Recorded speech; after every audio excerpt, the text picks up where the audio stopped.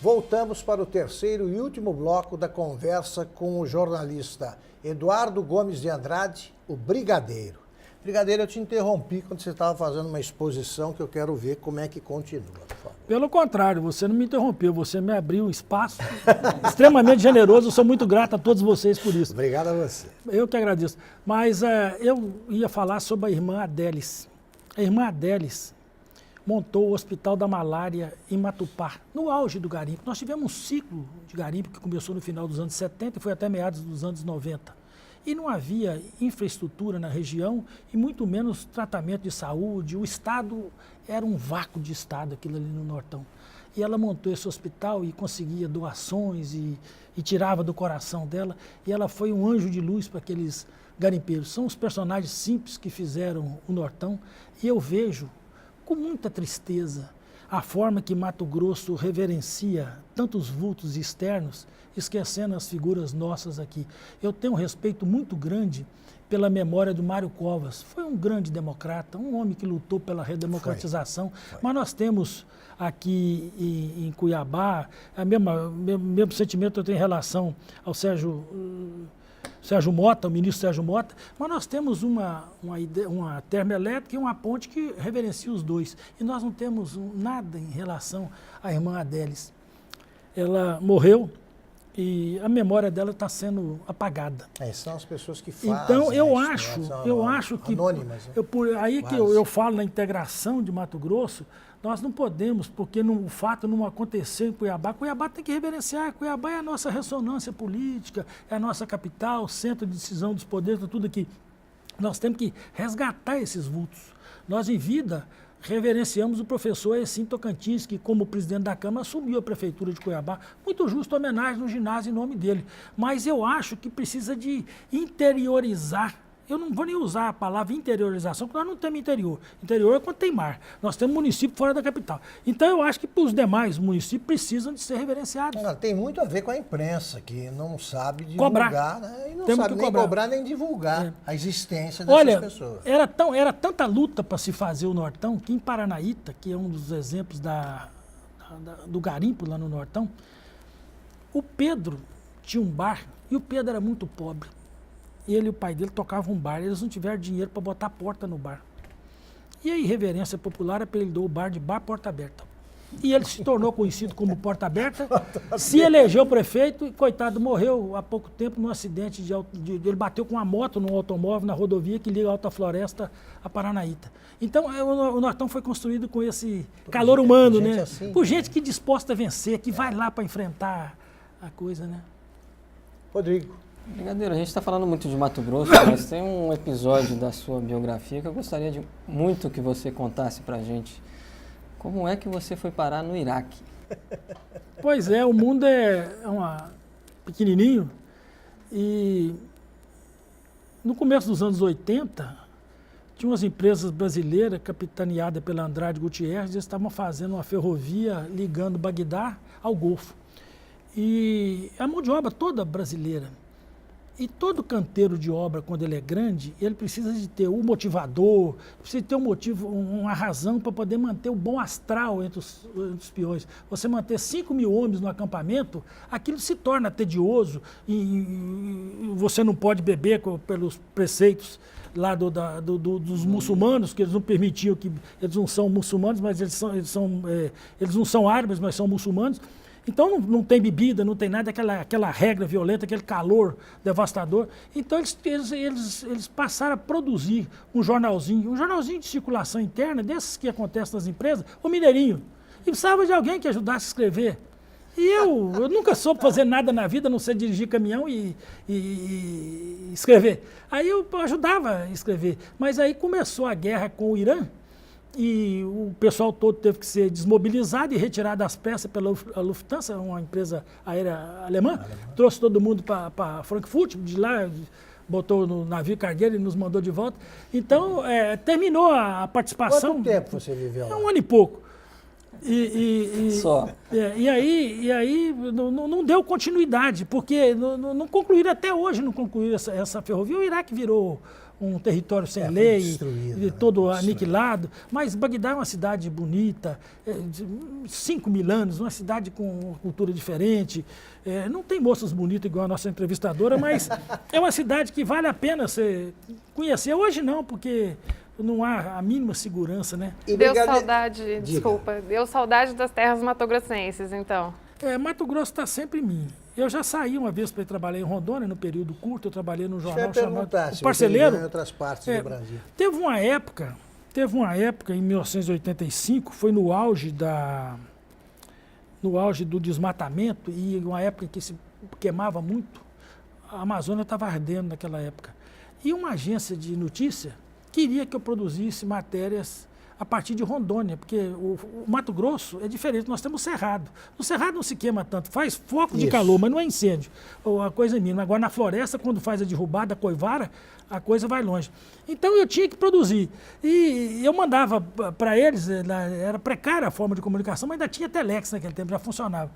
Depois chegou o fax, mas foi um ano e pouco. E aí eu trabalhava num jornal lá em Ariquemes, que era o centro da ebulição do fogo, o jornal chamado O Parceleiro. Parceleiro é quem tem parcela de terra do INCRA. Já não existe mais o parceleiro. Mas foi um tempo de aprendizado.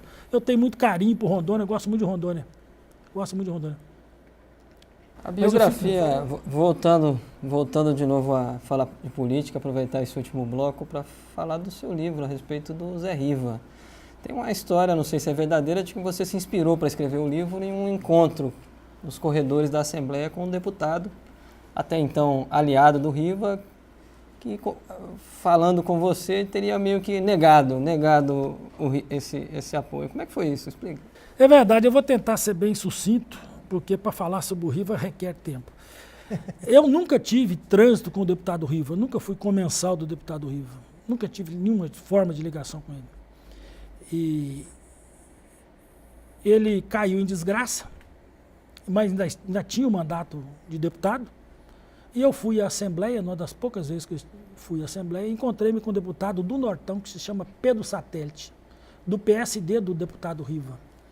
E aí eu comentei com o Pedro Satélite sobre o Riva, ele falou comigo que rei morto, rei posto. Ele passou 20 anos, eu o vi junto com o deputado Riva, defendendo as mesmas propostas, as mesmas ideias, aprovando os mesmos projetos, compartilhando a vida parlamentar dos dois. Era bem compartilhado. Aliados, carne e unha. E o Riva é mais do que um político, o Riva é uma instituição, com seus defeitos gravíssimos e com seus acertos que têm que ser reconhecidos. E eu resolvi escrever sobre o Riva e não o ouvi. Eu não o ouvi, porque senão eu teria que dar uma versão dele, eu não queria a versão dele. Eu vou contar um exemplo. O Riva, no lado ruim dele, para poder, às vezes, tentar fazer uma coisa boa, ele corrompeu instituições. Quando, num dos biênios em que ele presidiu a Assembleia, ele não tinha dinheiro para pagar os servidores. Ele mandava o servidor fazer CDC no Banco do Brasil. O Banco do Brasil emprestava para 700, 800 servidores da Assembleia todo mês, com aval do deputado Riva e do deputado Humberto Mosaico. O Banco do Brasil é uma referência institucional para nós, um parâmetro de seriedade, e aquilo é ilícito. Não tem legalidade um banco emprestar para funcionário receber. Eu sou servidor, eu vou emitir um título e vou ficar devendo para me receber. Então o Riva conseguiu chegar no cerne do Banco do Brasil. Eu conto isso e não se tornou um livro muito simpático, porque os personagens que conviveram com o Riva, quase todos, eu não posso dizer todos, mas quase todos, hoje, Deus me livre, eu não conheço esse cidadão, tira esse cara da minha vida. Ficou desse jeito. Eu tenho 1000 defeitos, eu não sei se é uma virtude, mas eu não nego uma amizade, independentemente do caráter de quem seja meu amigo. Amigo está acima de caráter, acima de conduta. E o Riva bastou ser acusado, ele nunca foi condenado até então, em primeira instância sequer. E todo mundo afastou dele. Aí eu escrevi esse livro, O Ciclo de Fogo, que não é uma boa lembrança do Riva. Para ele não é bom. O livro mexe em assuntos que eu tenho certeza que ele leu o livro e que não gostou. E muita gente que leu também não gostou porque eles são citados no livro. E não adianta falar só sobre o Riva, porque ele sozinho não faria o que eles acusam que ele fez. Ele precisava de ter uma estrutura, ter contas aprovadas pelo Tribunal de Contas, e ele as teve. Ele precisava ter apoio da Assembleia, ele teve, de governadores, ele teve, da bancada federal. Então, é a classe política de Mato Grosso que se nivelou com o Riva. E não tem outro argumento, é isso. Mas como que ele conseguiu esse espaço? Como que ele Rodrigo, construiu essa força? O poder colegiado da Assembleia não é um poder muito eficaz para reivindicar a verdadeira participação dela na vida pública mato-grossense. Isso há muitos anos, há muitas legislaturas. E o Riva é um homem de uma habilidade muito grande. E ele soube se impor sobre os demais. Ele foi presidente da Assembleia durante 5 biênios, 10 anos presidente da Assembleia, e depois se revezava na secretaria. Então a Assembleia rezava pela cartilha dele. E eu sou prefeito de uma pequena cidade, eu chego em Cuiabá, eu preciso de tirar um delegado que está fazendo arbitrariedade do meu município, levar um professor para uma escola, eu vou procurar quem? O deputado do Baixo Clero ou o Riva? Eu não quero saber se o Riva tem defeito, eu vou nele. E Mato Grosso virou nessa ciranda, mas isso, eu quero trazer um livro, vocês vão ler o livro, vão entender o que eu escrevi. Agora, Léa, você gostou de escrever biografia ou você prefere tratar desses outros assuntos como o Nortão, por exemplo? Deixa eu te falar. Eu acho que no Nortão eu falo mais em biografias do que na própria biografia do Riva. Que do Riva eu falo sobre um período. O Riva é a referência. Tá certo. Eu falo sobre um período conturbado da política mato-grossense, que ele passou por figuras igual o Dante de Oliveira, que foi um dos maiores vultos nacionais da redemocratização, ao Blairo Mais, que é o maior produtor de soja, ao Simval Barbosa, que hoje contra ele pesam tantas acusações. O Riva navegou sobre... sobre gente, né? Navegou sobre isso. Esse livro do Nortão é uma coleção de histórias de gente, né? O Nortão, eu não poderia falar no Nortão sem falar sobre a gente do Nortão. É isso aí. Seria muito frio, muito impessoal.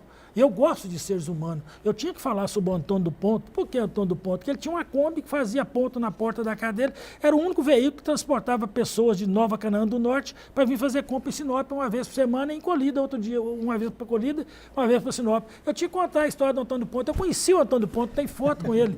Você entendeu? Então eu vivi bem. A minha mãe está sepultada no Nortão. Eu tenho um sentimento muito grande. Eu tenho parentes no Nortão. Eu tenho um irmão que tem 77 anos e se reelegeu prefeito agora no Nortão. Gosta de política, é diferente de mim. Está lá no Nortão, numa cidadezinha pequena. Então eu tenho um carinho todo especial pelo Nortão. E é o Nortão também que tem uma das cidades que onde a gente registra, né, tremores sísmicos, né, aqui abalos sísmicos aqui no país, até isso. Então eu acho que realmente é uma região apaixonante, né? Mas e Rondonópolis, não fica com ciúmes dessa predileção? A bigamia, às vezes, é salutar. Eu consigo gostar de todos os municípios de Mato Grosso, mas sem abrir mão da minha boa Rondonópolis. É uma cidade diferenciada. Ela, para ser entendida, precisava de ser vista, de se conviver em Rondonópolis. O perfil do morador rondonopolitano é muito especial. O sonhador, o técnico qualificado, o melhor piloto agrícola, o melhor pesquisador da agricultura de cerrado, esse pessoal todo busca Rondonópolis hoje para poder viver lá. Já me convenceu. Você entendeu? O melhor médico, porque ali é um centro regional de atendimento de medicina de especialidades, nós temos campus universitários, nós temos uma ferrovia que tem o ponto mais ao norte ali em Rondonópolis e forma engenheiros ferroviários em Rondonópolis hoje. Aí você tem uma cidade plana, ampla, uma história bem recente, que Rondonópolis emancipou-se em dezembro de 1953, uma cidade muito nova. Espero que Rondonópolis saiba retribuir esse teu carinho. Né? As amizades que eu tenho em Rondonópolis e os filhos que Rondonópolis me deu já me satisfazem. Você entendeu? Esperar de político não se deve, porque infelizmente não tem. Mas eu tenho no meio do povo rondonopolitano bons amigos. Eu faço de Rondonópolis a minha casa, mesmo não estando morando lá. Brigadeiro, então, a propósito, você tem irmão prefeito. E você faz questão de registrar na tua biografia resumida, assim, não tem filiação partidária e sindical. Não tem. Eu acho que o sindicalismo brasileiro está muito corrompido há muitos anos. Quando teve o movimento armado de 64, o primeiro refúgio que os trabalhadores encontravam era no sindicato. E o sindicato não se prestou ao papel para que ele foi criado. O sindicato se desvirtuou.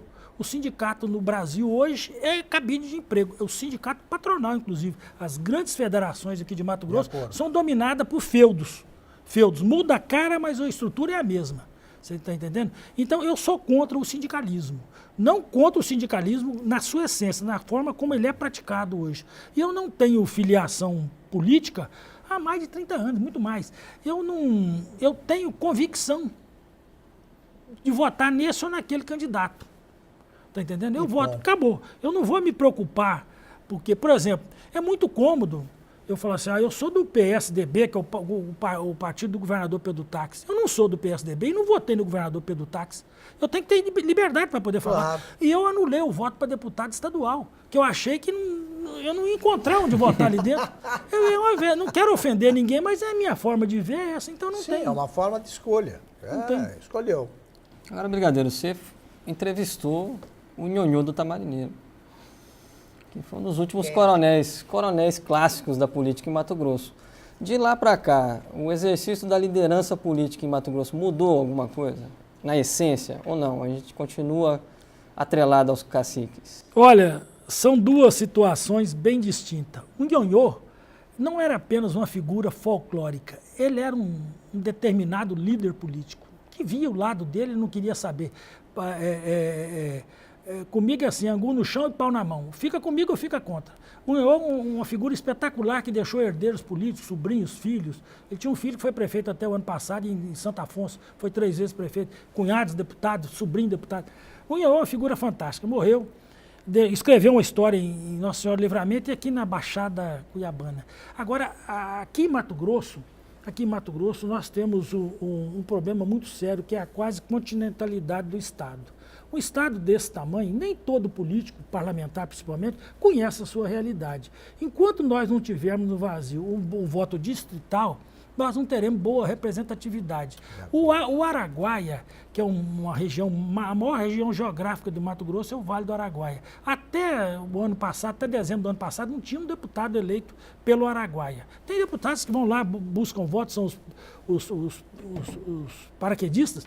Agora, com a eleição do Zé do Pátio para prefeito em Rondonópolis, o Daltinho Freitas assumiu o mandato, ele é de Barra do Garça, a principal cidade do Araguaia. Então, você não pode, um cidadão que trabalha, ele entra para a vida pública, mas ele não andou no Mato Grosso, ele cuidou da vida dele. Ele chega na Assembleia, ele se depara com um problema do município a 1.000 quilômetros dele, e ele não sabe o que é a realidade. Então, enquanto nós não tivermos o zoneamento eleitoral para que haja o deputado que representa a região tal e qual, nós teremos uma Assembleia superficial, composta por pessoas que não conhecem. Se você soltar um deputado em determinada cidade, onde é que eu estou? Isso é que eu voltei para o Iraque? Não, ele não vai saber. Ele não vai saber. Você está entendendo? Então, o Estado precisa disso, no primeiro momento, para poder facilitar. E nós não temos, no Congresso Nacional, os grandes vultos. Nós já tivemos alguns mato-grossenses que tiveram expressão dentro dos seus conceitos de vida. O senador Filinto Miller foi um dos grandes nomes na época do Getúlio Vargas. Depois o senador Roberto Campos, que estruturou Mato Grosso com o projeto Ciborgue, com o projeto Carga Pesada, que trouxe energia, linhões, trouxe rodovias pavimentadas, porque ele tinha trânsito internacional. É o Bob Field? Pode ser o Bob Field lá para Paraíba, para Mato Grosso ele foi um anjo. Você entendeu? Nós tivemos esses homens. E o Dante foi um vulto de fazer política, ele apresentou a emenda das diretas. Mas se você entrar na atuação parlamentar da nossa bancada, deputados com mandatos recorrentes lá dentro, você não vê, você não estratifica o que ele fez de dimensão. É diferente de outros estados que têm grandes políticos, grandes articuladores, não é verdade? Então, eu acho que nós temos um processo, não é de esvaziamento, porque até não houve tanto assim. Nós não conseguimos preencher os espaços com a grandeza. Mas fora da área eletiva, nós tivemos grandes nomes que contribuíram para Mato Grosso. Eu citei o exemplo aqui agora do Pagô, no primeiro bloco, sobre a questão dos índios mundurucus e Novo Progresso para Trairão. É um mato-grossense que não nasceu aqui como nós não nascemos, mas vive Mato Grosso, que conseguiu trazer um grande benefício para Mato Grosso. Nós tivemos alguns prefeitos aqui em Mato Grosso que fizeram administrações extraordinárias. Lucas do Rio Verde é um exemplo californiano nosso. A qualidade de vida de Lucas não tem um palmo de rua sem asfalto. tem um esgoto quase todo pronto na cidade, está toda saneada ambientalmente, tem saúde de primeiro mundo, escolas que você não vê em lugar nenhum do Brasil, escola pública como tem em Lucas. E o prefeito que fez aquilo tudo chama-se Otaviano Pivetta. Candidatou-se à reeleição e foi derrotado por 200 votos. É uma pena, mas o nosso tempo acabou. Eu agradeço a participação da Gabriele Chimanowski, do Rodrigo Vargas e, sobretudo, agradeço a presença do Eduardo Gomes, o Brigadeiro. Foi um prazer conversar com você, Brigadeiro, e vai voltar aqui. Você vai voltar mais algumas vezes para continuar contando essas histórias e mostrando de frente como é Mato Grosso. Muito obrigado pela generosidade. Nessa idade é época de contar histórias. Termina aqui mais um O Livre, transmitido pela Band MT, TV Cidade Verde. Voltamos na próxima terça-feira. Até lá.